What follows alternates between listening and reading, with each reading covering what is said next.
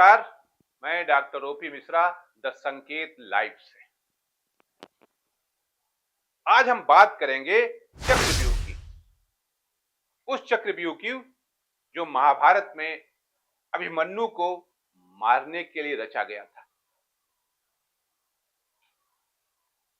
उस चक्रव्यूह की जिसका जिक्र सोमवार को लोकसभा में नेता प्रतिपक्ष राहुल गांधी ने किया था। हजारों साल पहले हरियाणा में कुरुक्षेत्र में अभिमन्यु को 6 लोगों ने चक्रव्यूह में फंसाकर मारा था। सर, चक्रव्यूह के अंदर डर होता है, हिंसा होती है। मैंने चक्रव्यूह के बारे में थोड़ी रिसर्च की और पता लगा कि चक्रव्यूह का एक दूसरा नाम होता है पद्मव्यूह, मतलब लोटस फॉर्मेशन। तो जो चक्रव्यूह होता है स्पीकर सर, वो लोटस के शेप में होता है, कमल के फूल के शेप में होता है। 21वीं सदी में सर एक नया चक्रव्यूह तैयार हुआ है स्पीकर सर, वो भी लोटस की शेप में है सर, और उसका चिन्ह प्रधानमंत्री जी अपनी छाती पर लगा के चलते हैं। जो अभिमन्यु को चक्रव्यूह में फंसाया गया था वही हिंदुस्तान के साथ किया गया है। हिंदुस्तान के युवाओं के साथ, हिंदुस्तान के किसानों के साथ, हमारी माताओं बहनों के साथ, स्मॉल बिजनेसेस के साथ। सर, आज भी चक्रव्यूह के बीच में 6 लोग। चक्रव्यूह को नरेंद्र मोदी जी, अमित शाह जी, मोहन भगवत जी, अजीत दोवल जी, अंबानी और अदानी जी और जिसका जिक्र आज मंगलवार को लोकसभा में पूर्व मंत्री अनुराग ठाकुर जी ने अपने भावपूर्ण भाषण में किया। भारतीय जनता पार्टी के पास वक्ताओं की बिल्कुल कमी नहीं, एक से एक लाजवाब ओरेटर है। अनुराग ठाकुर भी उसमें से एक है। और सर कुछ लोग एक्सीडेंटल हिंदू हैं और महाभारत का ज्ञान भी एक्सीडेंटल है। और उस नेता के अलावा और कौन नहीं जानता कि महाभारत में अभिमन्यु का वध 7 महारथियों ने मिलकर किया था। जयद्रथ, दुर्योधन, दुशासन, कर्ण, द्रोणाचार्य, कृपाचार्य और शकुनी। लेकिन राहुल जी ने कभी महाभारत, शायद अब मुझे तो पता नहीं, पढ़ा भी नहीं, पर देखा भी नहीं होगा शायद सर मुझे लगता है अंकल सैम ने लिख कर दिया होगा, अंकल सोरोस ने लिख के दिया होगा, कहीं से पर्ची बनकर आई होगी और कूल डूड बनने का प्रयास किया होगा। मैं इतना ही कहूंगा, कल जो चक्रव्यूह में फंसाने की बात कर रहे थे वो कर्ण को करना कह रहे थे, कृपाचार्य जी को कृपचाय बोल रहे थे। चलिए छोड़िए उसको।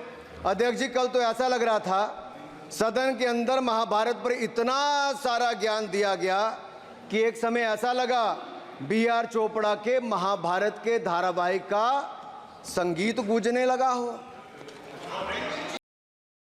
वो मूल मुद्दे को भटका देते हुए धर्म की ओर मोड़ रहे थे उस चक्रव्यूह को, जबकि राहुल गांधी का चक्रव्यूह गरीबों का चक्रव्यूह, बेरोजगारों का चक्रव्यूह, महिलाओं का चक्रव्यूह, दलितों का चक्रव्यूह, शोषितों का चक्रव्यूह, राहुल गांधी ने इस चक्रव्यूह की बात की थी।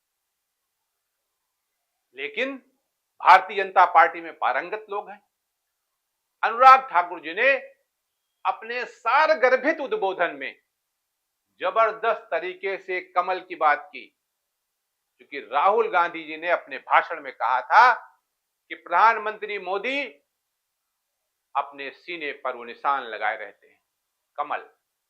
उन्होंने चक्रव्यूह की तुलना कमल से करते हुए बताई थी। मैं उस चक्रव्यूह का जिक्र कर रहा हूं। भारतीय जनता पार्टी के लोग अपने विषय के पारंगत है, इसमें कोई दो राय नहीं। और जिस पार्टी का आप प्रतिनिधित्व करते हैं उसका पक्ष लेना आपका नैतिक अधिकार है, लेना भी चाहिए। अनुराग ठाकुर ने आज जो भी कुछ कहा वो किसी की दृष्टि से गलत हो चाहे सही हो, लेकिन उन्होंने अपनी पार्टी का पक्ष रखा, जिसका सारा लबोलबाब हिंदुत्व पे टिका हुआ था। क्योंकि अनुराग ठाकुर ही नहीं, पूरी भारतीय जनता पार्टी यह भली भांति जान चुकी है कि धर्म के ऊपर जाति हावी हो गई, खाली हिंदुत्व नहीं रहा। पूरा जो नैरेटिव गढ़ा जा रहा है वो मंडल बनाम कमंडल हो चुका है। 24 के चुनाव परिणाम इसके द्योतक हैं। सीधे सीधे लड़ाई बढ़ चुकी है, धर्म के ऊपर जाति हावी हो चुकी है। भारतीय जनता पार्टी का प्रयास, संघ का प्रयास यह है कि जातियों में न बटे, धर्म के साथ जुड़ा रहे हिंदुत्व। इसलिए उनको जब कल राहुल गांधी जी ने चक्रव्यूह का जिक्र किया और बताया कि चक्रव्यूह में 6 लोगों ने मिलकर अभिमन्यु को मारा था, उसका जिक्र उन्होंने किया कि आज भारत की राजनीति में 6 लोग हैं जो भारत के लोगों को, 73% लोगों को गलत दिशा दे रहे हैं। ये राहुल गांधी के भाषण का निचोड़ था। अनुराग ठाकुर जी ने उसे गलत ट्रैक पर ले जाने का प्रयास किया है। मैं अनुराग ठाकुर के बयान से या उनके भाषण से इत्तेफाक रखूं या न रखूं, ये अलग की बात है, लेकिन राहुल गांधी का भाषण चक्रव्यूह को छूते हुए आम आदमी की समस्याओं को छू रहा था, जबकि अनुराग ठाकुर जी का भाषण घुमा फिरा के हिंदुत्व की ओर ले जा रहा था। भाई ये कब तक चलेगा? टिकट तो आप बांटोगे जात के आधार पर, सर्वे कराओगे आप जात के आधार पर कितने कहां हैं, उसके आधार पर टिकट मिलेगा। फिर आप हमसे उम्मीद कर रहे हो कि हम धर्म के नाम पर हिंदू बने, कैसे हो पाएगा? राहुल गांधी ने साफ साफ लोकसभा के अंदर कहा कि हम जातीय जनगणना कराएंगे। 90% हिंदुस्तान जाति, 95% जाति जनगणना चाहता है। कौन चाहते हैं? दलित चाहते हैं, आदिवासी चाहते हैं, पिछड़ा वर्ग चाहता है, गरीब जनरल कास्ट के लोग चाहते हैं, माइनॉरिटी चाहते हैं, सब चाहते हैं, क्योंकि सब लोगों को यह पता लगाना है कि हमारी भागीदारी कितनी है, हमारी हिस्सेदारी कितनी है। मगर सर, मैं देख रहा हूं सर, सरकार हलवा बांटती जाती है, बांटती जाती है, बांटती जाती है, और बांटता कौन है? वही 2-3% लोग, और बंटता किसको है? वही 2-3% लोग। और बाकी हिंदुस्तान, 90% हिंदुस्तान देख, फाइनेंस मिनिस्टर मुस्कुरा रही है। कमाल की बात है। ये हंसने की चीज नहीं है मैडम, ये हंसने की बात नहीं है, ये जाति जनगणना है, ये जाति जनगणना है, इससे देश बदल जाएगा।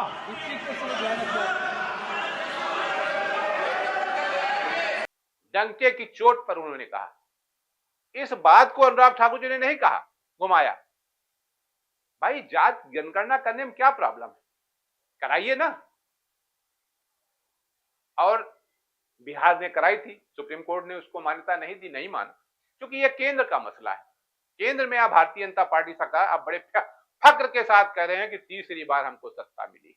अरे तो कराइए जातीय जनगणना और उस आधार पर डिवाइड करिए, इसमें क्या दिक्कत आ रही? लेकिन आप ये नहीं चाहते हो। आप टिकट तो बांटोगे दूसरे आधार पर, वोट आपको दूसरे आधार पर, ये जाति के आधार पर चाहिए, लेकिन बात आप हिंदुत्व की करेंगे। नेता प्रतिपक्ष राहुल गांधी ने कहा, जनता को भाजपा ने एक चक्रव्यूह में फंसाया है। उन्होंने कहा चक्रव्यूह के रूप में पद व्यूह भी कहते हैं जिसे, यानी कमल व्यूह। इस कमल व्यूह में शामिल 6 लोग मिलकर 73% लोगों को फंसाए हुए हैं और उनका हक हड़प रहे हैं। उन्होंने बाकायदा 6 लोगों का नाम भी बताया, जिनमें प्रधानमंत्री नरेंद्र मोदी, गृह मंत्री अमित शाह, संघ प्रमुख मोहन भागवत, राष्ट्रीय सुरक्षा सलाहकार अजीत डोभाल के अलावा अडानी और अंबानी भी शामिल हैं। ये 6 लोग राहुल गांधी जी ने लोकसभा में बताया। जब लोकसभा अध्यक्ष ओम बिरला जी ने कहा कि भाई अडानी और अंबानी का आप नाम नहीं ले सकते हो, तो उन्होंने कहा कोई बात नहीं, A1 A2। राहुल गांधी ने कहा ये वही 6 लोग हैं जो युवाओं, किसानों, MSME को फंसा रहे हैं। उनका कहना था कि इन्हीं लोगों ने मध्यम वर्ग के लोगों की पीठ में छुरा भोंकने का काम किया है। जबकि 2014 और 19 में यह वर्ग पूरी तरह से प्रधानमंत्री नरेंद्र मोदी के साथ था। इसी वर्ग ने कभी प्रधानमंत्री इसी वर्ग से कभी प्रधानमंत्री जी ने थाली बजवाई थी, घरों पर मोमबत्तियां जलवाई थी। लेकिन अब रियल एस्टेट सेक्टर में इंडेक्सेशन की सुविधा खत्म कर, टैक्स में रियायत न कर तथा कैपिटल गेन टैक्स बढ़ाकर इनकी कमर तोड़ने का काम किया है इन 6 लोगों ने। राहुल गांधी का यह कहना था। नेता प्रतिपक्ष राहुल गांधी का कहना था, इस चक्रव्यूह को तोड़ने का काम शिव की बारात करेगी, जिसके साथ 70 से 73% लोग हैं, यानी वही इंडिया गठबंधन के लोग। आप याद करिए, उत्तर प्रदेश के चुनाव में उत्तर प्रदेश के मुख्यमंत्री योगी आदित्यनाथ ने 80-20 की बात की थी। अब वही राहुल गांधी 73% की बात कर रहे हैं। 73 बनाम कितना होगा? 29। एक तरफ 29%, एक तरफ 73%। शिव की बारात का जिक्र उन्होंने इसीलिए किया था। उन्होंने बजट से पहले की जो हलवा सेरेमनी होती है उसका भी जिक्र करते हुए कहा था कि 3% लोगों ने हलवा बनाया, देश का हलवा बनाया और आपस में बांटकर खा लिया। उन्होंने जिक्र किया और बताया कि 20 अधिकारी बजट बनाने के लिए थे। हलवा सेरेमनी का मतलब यहां यह है कि जब बजट पेश होता है उससे एक रात पहले हलवा बनता है। हलवा बनाने में राहुल गांधी जी का कहना था कि 20 अधिकारी थे, जिसमें एक माइनॉरिटी का, एक ओबीसी का था, और हलवा खाने का काम सारे वही लोग कर रहे थे। राहुल गांधी का सीधा इशारा था कि 73% लोगों के साथ क्या है, उनका कहां है, उनका हलवा क्या हुआ, आप चटकरे सब हलवा। राहुल गांधी का यह सवाल था। उनका कहना था कि आपस में मिल बांट के इन लोगों ने हलवा खा लिया। जिस समय राहुल गांधी ये भाषण कर रहे थे, वित्त मंत्री निर्मला सीतारमण जी माथा पकड़े हुए बैठी थी, समझ नहीं पा रही थी क्या जवाब दिया जाए इसका।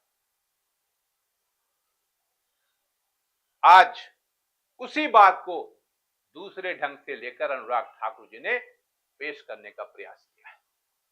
उन्होंने चक्रव्यूह को धर्मव्यूह की ओर घुमाने का प्रयास किया है, ताकि हिंदू दिग्भ्रमित न हो। जो जातियों में बटा है वो हिंदुत्व के नाम पर, हिंदू के नाम पर एक रहे। समाज में जिस तरह की फूट डालने का प्रयास किया जा रहा है राजनीतिक नेताओं के द्वारा, वो कतई उचित नहीं है। भाई से भाई को बांट रहे हैं आप, ठीक नहीं है। आप किस तरह के सुबह सुबह व्हाट्सएप यूनिवर्सिटी जो है आपकी जो चालू होती, किस किस तरह के बयान आते हैं, आपको लज्जा भी नहीं आती आपको। और लज्जा आए तो कैसे, क्योंकि सत्ता चाहिए और सत्ता के लिए हम किसी भी हद तक जा सकते हैं। उन्होंने कहा कि चंद लोग माल खा रहे हैं और देश तमाशबीन बना देख रहा है। लेकिन अब वो समय आ गया है। अभी चुनाव परिणामों ने बताया था कि पब्लिक सतर्क हो चुकी है, समझ हो चुकी है, मध्यम वर्ग भी समझ चुका है कि आपने उसकी भावनाओं के साथ खेला था। अब वो खेल दोबारा नहीं होने पाला। मैं यहां पर न राहुल गांधी जी के भाषण को सर्टिफाइड कर रहा हूं और न अनुराग ठाकुर जी के भाषण को। मैं सिर्फ तथ्य सामने रख रहा हूं और बताने का प्रयास कर रहा हूं कि राहुल गांधी जी ने भारतीय जनता पार्टी की दुखती रग पर हाथ रख दिया और ये कहकर कि हमारी सरकार आने पर हम जाति जनगणना कराएंगे, भाजपा को खामोश कर दिया है। आज के लिए इतना ही। नमस्कार।